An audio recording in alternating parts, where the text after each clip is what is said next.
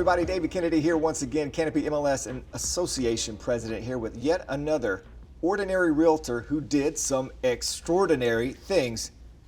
Tony Smith, the legend. Thanks, David. I think you overstated it though. Yeah. We're all very thankful that you got into real estate, but tell us, how did you get into real estate and when? I was licensed in '84. My license number is 74383. Has been, always will be, so I got in October, I was licensed October of 83. I got in the business in January of 84. My mother was the driving force. So your mother, Wanda Smith, was just a residential real estate whiz in the 80s and the early 90s. So how much of an influence did she have on you getting into real estate? Oh, it was, completely her. I watched her do it, and this was a lady who had a high school education, was a waitress and worked a little retail and then raised 4 kids, got her license and was dynamic. And I thought, wow, if she can do it, I ought to be able to do this. And I found out just how hard it was, once I got in. So she was the force, but I saw the wealth that could be built through real estate, not just selling it, but owning it. And, Charlotte was a great place to do it, so, I mean, it's awesome, So, I gotta ask you this, because you have done everything, and you just rattled off your license number. What's your NERDS number? 5540-74383. That is, that is what is amazing. You didn't know it was coming, put you on the spot, and you got it. The reason I remember that is because when we're raising RPAC money, I was like, how do we get people to invest? They got to know their NERDS number. And you looked at me, you just spouted it off like it was. And I'm like, how does he know that? You're a Hall of Famer in RPAC. Yeah. What does RPAC mean to you? It's the advocacy piece of this business. 1999, we went to Washington. I was the MLS Advisory Group chair. When we got there, thinking of the senator's name from Transylvania County, he gave us a tour of the Capitol at night.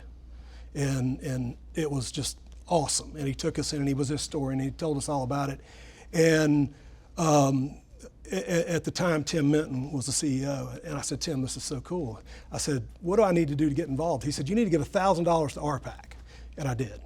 And the next day, we started walking the halls, and Jesse Helms, whether you liked the guy or not, whether you liked his politics or not, it didn't matter. But I'll tell you what, we were his realtor friends from the state of North Carolina. And he invited us in. He took us in I think it was the House Armed Services conference room. And we sat down in there, and we took a picture with him and the whole deal. And he talked to us, and the guys are coming in to sweep the room. And he goes, just hold on a minute. He goes, these are my realtor friends from North Carolina. You can sweep this room. I had some dignitaries coming in from somewhere. You can sweep this room when we're done. And I realized what that $1,000 got us, when it got us that face-to-face time with him. And today, I'm Tom Tillis's FPC, and, if I want to talk to Tom, it's there. And I think it's one of the single most important things that we do. And prior to Citizens United, the realtors were had the largest PAC out there. And it's a beautiful thing. When you can go to the Capitol, you go for a Senate interview or testify, and you're talking about housing and things that influence housing and how important that is. And it makes all the difference in the world. Yeah, I think the big thing is, which I'm so glad you said it, is that you are face to face with United States senators.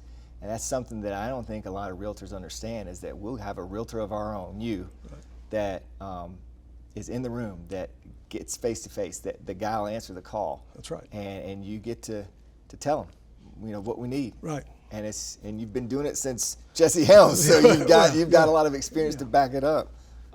That's fantastic. So you're in real estate. Your mom's is just fantastic.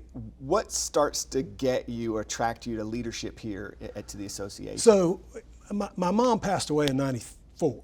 And so I bought the company from my dad. And I went to him and I said, so, Carolyn Thomason actually asked me, will you run for this spot? It's unopposed. And it was a spot on the MLS Advisory Committee. And I said, well, sure. And so I went to my dad and I said, what do you think about this? And he goes, well, your mother was never involved. She just always wrote a check. which was great, one or the other. And I said, well, I feel like it's done so much for us and our family that I think it's time for somebody to give back. So I got involved then, and it started there. I was the MLS chair. Then I was the treasurer for 2 years, then the president-elect in 2002, and then president in 2003.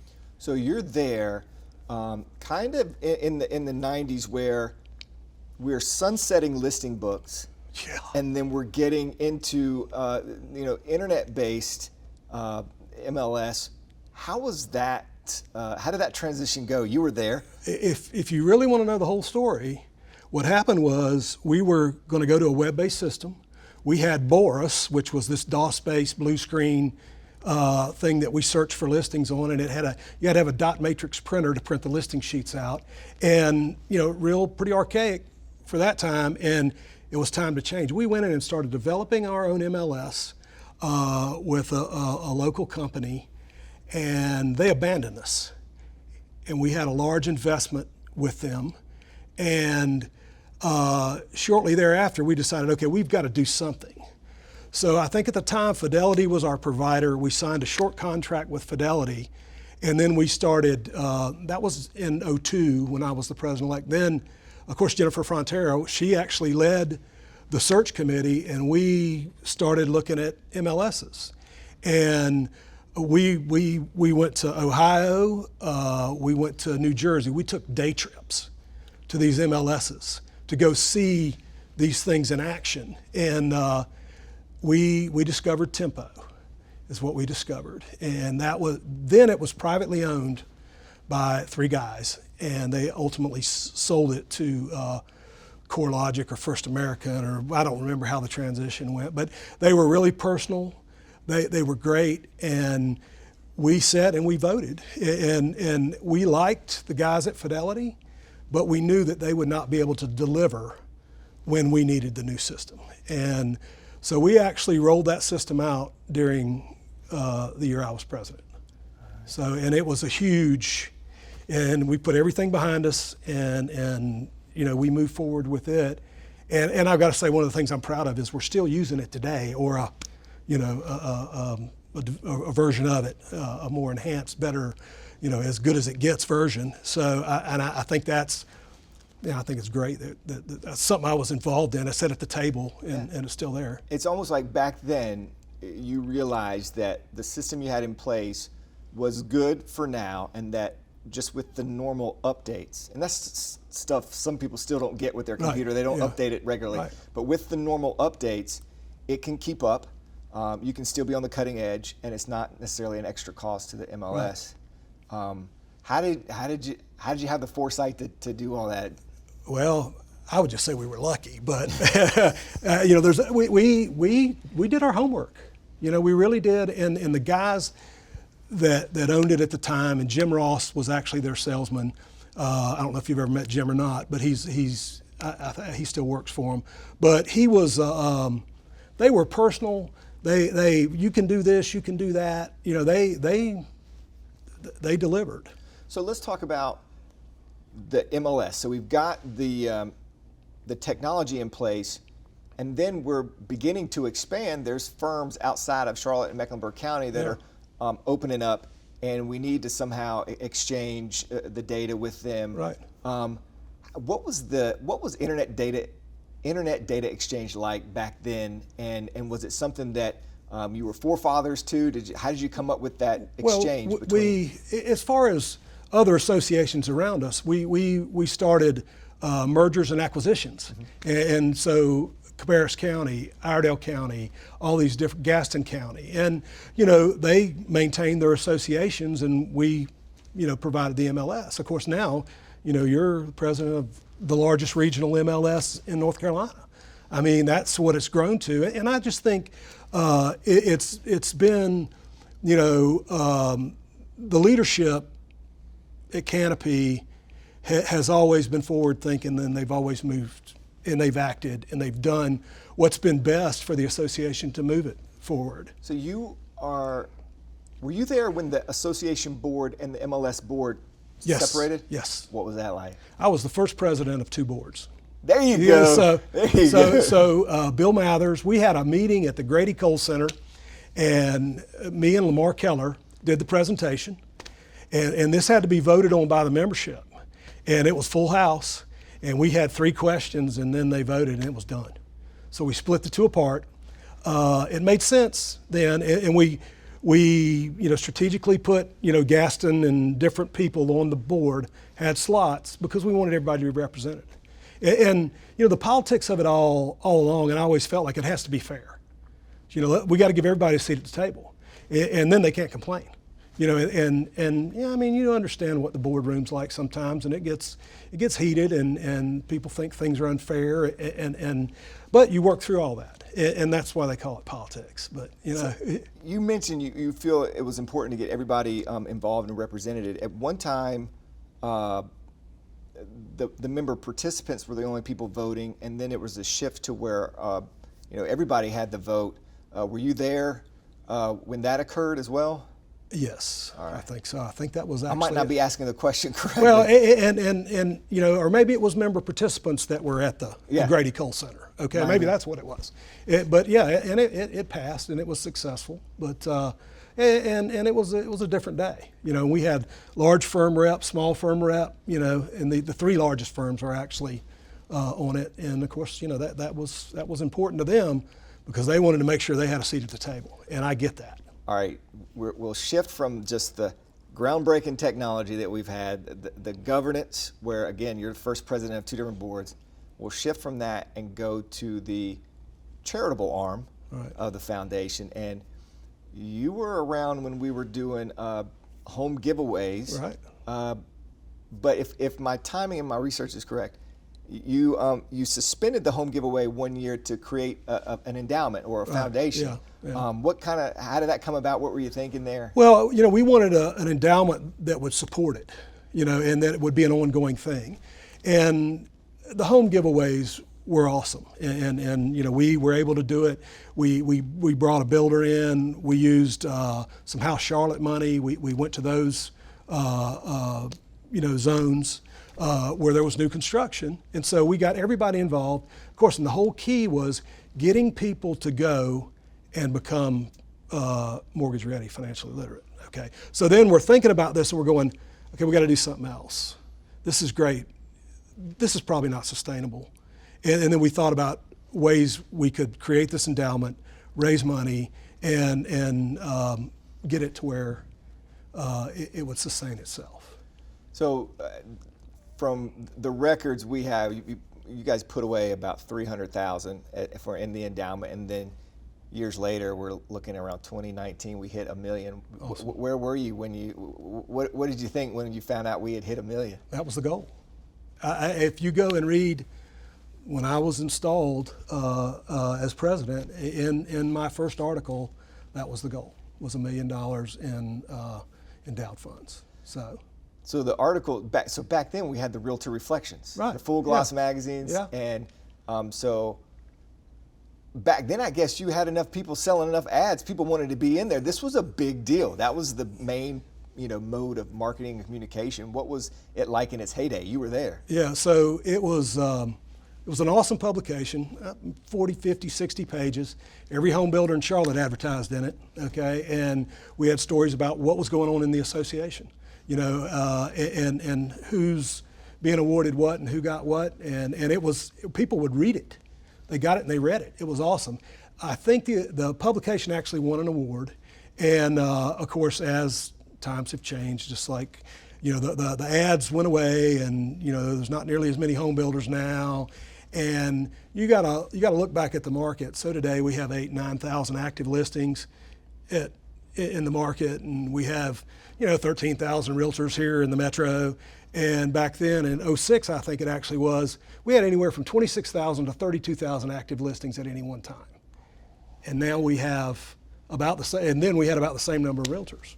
So that's what's happened in Charlotte. Of course, at that time, home sales were 22% of the GDP. Now they're 12, 13, 14, and here we don't have anything to sell. Yeah. I mean, it's amazing. So when I met Tony Smith, it was NAR Regional Vice President Tony Smith. Right. And so you, after you're president here of the local association, Right. which we're celebrating and honoring, you move on to state positions, Right. then national positions. So kind of what drew you into leadership there? Anne Marie asked me if I would serve as the Region 8 RVP at NCR. And so towards the end of the first year, I came home and after a meeting, and I asked my wife, I said, what would you think if I ran for president of NCR? And she goes, well, if you're going to do it, you need to do it now. Okay, and I did. And it was awesome. You know, I mean, two of my proudest accomplishments are being the president of this organization and being the president of that organization. And you know, kind of all in the same, So you're president here, you're president at the state, and then you go on to be the NAR vice president. You don't stop, and so the big thing where I got to know you and your leadership was with the Heck Andrews House at the state, and the term is going to escape me, but you got us in a contract that they couldn't wiggle if the price for construction went up, they couldn't charge us more. What kind of contract is that called? Do you remember? well, it was a fixed rate. Okay, so you had contract. a fixed rate contract. So you went, start over the question, you went on to serve even further beyond state president and then vice president for NAR. And I remember you, and I got a lot out of your leadership style with the Heck Andrews House. Right. And the genius of the fixed profit or the fixed contract. How did that happen? I don't know that I could take credit for it. I think it was probably our attorneys and Andrea and you know the board in general and the building committee. And the thing is the guys who did the renovation wanted to do the renovation, and you know we ended up going over the bid, and it was probably $500,000 more than it ended up being. And we cut some things out, and they made some assumptions that everything was going to be okay on some unknowns and kind of cut it to the bone. And then we had a very, very small contingency. I think we had a $165,000 contingency on essentially what was a $3.5 million deal. And they couldn't have made a dime. Okay, and I feel sorry for them, but it can't be without some rough parts. What are some of the obstacles you encountered, and how did you get through them? Well, you know, in leadership, again, it's all politics, so you got to understand you can't always win. So you're negotiating there. You know, I mean, that's just how it is. And you keep the members in mind, and you make the best decision that you possibly can. In the real estate business, probably one of the hardest things that I had to overcome was to deal with emotion without being emotional. Okay, you know, when that deal's going sideways and it's going down the drain, and you've got to call somebody or whatever, or you know that this might be a deal breaker when you call that individual, and you just have to lay it out there for them, and you can't be emotional about it. And I have to think back. You may know Speedy Cranford. I don't know. He is old timer. He's gone now, but I had a deal with Speedy when I was a 24-year-old young man, and the deal went north, and I called Speedy, and I was so upset. And he could hear it in my voice. He said, Tony, don't worry about it. He said, it's going to be okay, man. He goes, it's going to be fine.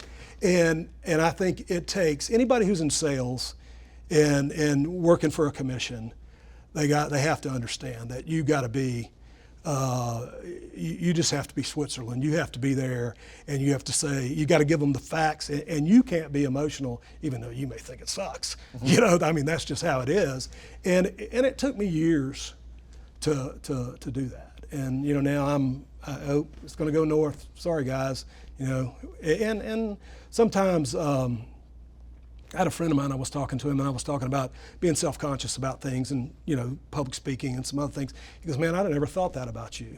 He goes, I always thought that, man, you were just spot on and, you know, you stand up and you go. And I said, nah, man, I'm just like everybody else. And he said he felt the same way. I said, well, you know, what you got to understand is that what you may think is your blooper reel, I may think is your highlight reel, okay? So people don't really know you. And that's the thing, and it's about giving yourself enough credit. And you know, somebody in your role, The roles that you had before prepare you for this, and this prepares you for the next one.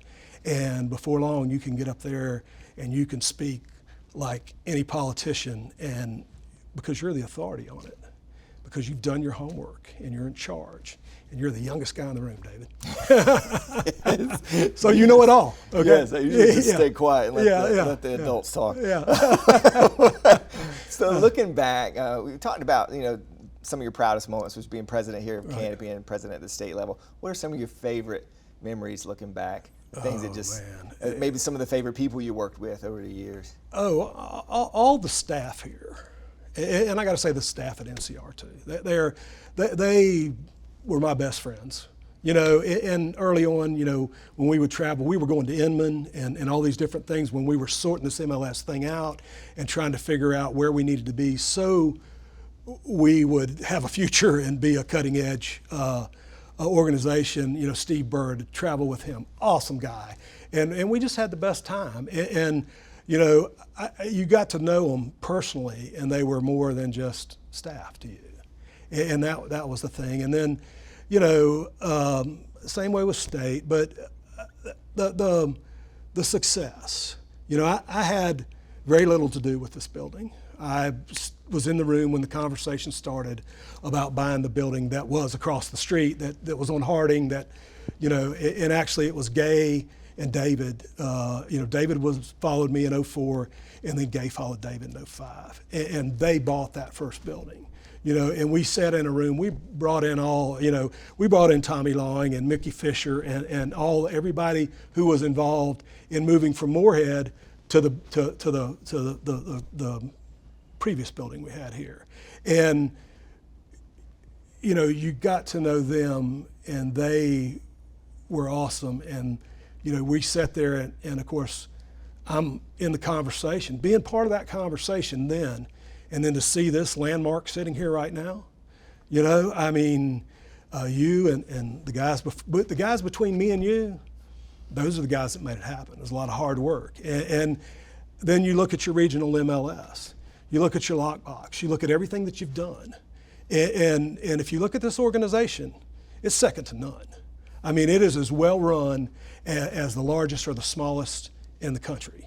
And it's a first-class staff, it's first-class leadership, and they go at it and after it every day. And that's what it takes. And I got to say, I was the Realtor of the Year in 2003 here. I was the Realtor of the Year at the state in 2019. And those, to me, that means a lot to me. I'm extremely proud of that. But as you know, the real estate business is about people, and it's about relationships, and so is leadership. And somewhere down the road, somebody you met or is going to help you, or you're going to help them. They're going to reach out to you, and it may be, somebody across the nation, and it's amazing. And I think every realtor needs to understand that what they do is so important, and what it means. And I wake up every morning unemployed, okay? And that's what it is. That's what you do. And you go out and you get it. What does it mean? What did it mean to you when you first started? What does it mean to be a realtor? Is it different years ago than it is now? How does it evolve? Well, I mean, when you think about that, what can you contribute? It evolves with your participation. Okay, and originally people go, well, why did I join the association? So I could get MLS access. I had an old Army colonel that worked for me. He said, you get a holiday luncheon, you get a gala, and you get this, that, and MLS. That's what you get for your realtor membership. But you also get professional standards. You get a code of ethics. You get all these things that I have to say, I'd like to think the majority of us don't take it for granted, but it is important. And the longer I've been one, the more I've seen it, and the more important it is. And Paul Harvey did a thing, God Made a Realtor. Everybody ought to go listen to it. It's phenomenal. And it talks about, we build communities. We don't, we sell houses and we, derive our livelihood from it, but we build communities is what we do. And I don't think anybody does it like we do it.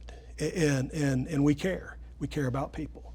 I had situations where I sold a Russian family that lived in Charlotte. Their son, Maxim, that was his name, and he helped me communicate with them because I can't speak Russian. But after the first meeting, I said, you can own this. When I got the information that I needed, and man, when we closed, they were the proudest people ever. I had a young Asian immigrant worked here. I couldn't speak whatever dialect he spoke either, translated through his children. And at the end of the transaction, he was crying. And I said, man, I hope those are happy tears, And he's trying to talk to me, and his son goes, you were the only one that would help him. Because everybody else hit the language barrier. He bought a HUD home. I just happened to be the HUD broker, and he wasn't going to go away. And I wasn't going to let him go away. And I sold him that house. And he paid cash, and I made sure that he knew what he was getting. And the kid was there with me every day, when I would talk to him. But when you do stuff like that, and I had a client not too long ago, a young guy, he ran the machine shop for one of the Formula One teams. And he asked me, he goes, and I would talk to him, we got to be pretty good friends. And he said, he goes, and he was talking about his girlfriend, Jessica. He goes, we decided that you don't have to work. I said, oh no, I got to work. And he goes, man, you're just like my dad, you know all this stuff. And I said, well, he goes, why would you spend the time working with me and I'm buying a $135,000 house? And I said, I'll tell you why, because you appreciate what it is that I'm going to do for you in the end. So when it's all said and done, you're going to appreciate what I do for you. I said, it's not so often that $500,000 or that $750,000 or $1 million buyer truly appreciates what it is I do for him. He's more resentful of the amount of money I made. And I said, and I'll tell you what, that's the first client that ever brought me a bottle of liquor at closing. And he was great, and so many times I called a guy I sold a house to, Amity Gardens, okay? I think he bought that house in 16 or 15, and he bought it for $135,000. I called him, I said, Carlos, I said, that house is an ATM, isn't it? He goes, yeah. He goes, I just refied it and took $100,000 out. I said, there you go. So when we look back at housing and we think about things, and we think about that guy who maybe he worked in a warehouse, maybe he worked in a factory, maybe he worked on he bought his first house, he lived there, he worked to pay for it, he builds equity in it, it has value. First kid's off to college, home equity line, pay for college. Pays that down. Then one day he cashes it out and he buys that big motorhome he wants, and he spends his retirement on the road. And it's the greatest way to build wealth. And you got to have somewhere to live. Yeah. You do. And the sad thing right now is the pricing, and it's becoming a luxury. And I hate to say that. Yeah. But home ownership is becoming a luxury. I never thought I'd see it, but it is. What advice would you give us, realtors today out there right now? What advice would you have for realtors? Oh, just know your stuff. Be knowledgeable. Be honest with people, most of all. And I just wrote a deal not too long ago. The guy goes, "How much do I have to offer over the asking price?" And we wound up getting it in a multiple offer situation. But that's it. You just got to be. You've got to be their advocate. You've got to be everything to them, because you know how to get it done, and you've got to help them get it done. And this whole market is totally different than it's ever been. Came into business, rates were 17%. Late 2000, we had our late 1990s, we had our ups and downs. I listened to NAR's national economist in '99 predict the interest rates through 2005, and he hit it dead on the head. Okay, he did not miss it. Now, this was pre-Lawrence Hune, and Lawrence is a brilliant guy, and he's put out some pretty good information too. And that's the kind of things that you've got to be knowledgeable about. So in '08, the downturn, the recession, so I saw the highest interest rate market, a downturn. The first time anybody ever lost money in real estate is what we said, because nobody ever had to sell. In '08, they had to sell, and people took it on the chin. It was rough. And then now I'm looking at a market that we've never seen. We've never seen it. And it's crazy. It's absolutely crazy. So I think last January, Lawrence had a webinar, and the teaser for the webinar was, come listen to this webinar. It's economic, and we're going to share with you the 10 markets in the U.S. that will outpace the average. Well, on those 10 markets, it was Raleigh, Durham, Chapel Hill, Charlotte, North Carolina, and Charleston, South Carolina. Everything else was in the Northeast and out West. And, we made the billboard, and we're outpacing it. It's amazing, and just wish I'd bought all those little $25,000 condos, man. Isn't it crazy? But what did we miss? What did we miss that we didn't ask? Well, I would say this. At the end of my term in 2003, I made a speech at the holiday luncheon, and it was captivating. Okay, but it went back to 1993, and the president of NAR at the time was a guy named Billy Chee. And what Billy Chee said was, he said, the lines are coming over the hill. And you know what? Those same damn lines are still coming over the hill, and they're coming faster and stronger. And the more things change, the more they stay the same. And I don't care what anybody says. It's just, it's the same thing as it was back then. But with all that's said and done, and all the new things that come on, and I don't care what they say, the real estate business is the most competitive market that there is. But the bottom line is you want to get it done, and you want to get the most, and you want to have somebody look after you in your best interest, you use a realtor. That's how it is. That's the bottom line.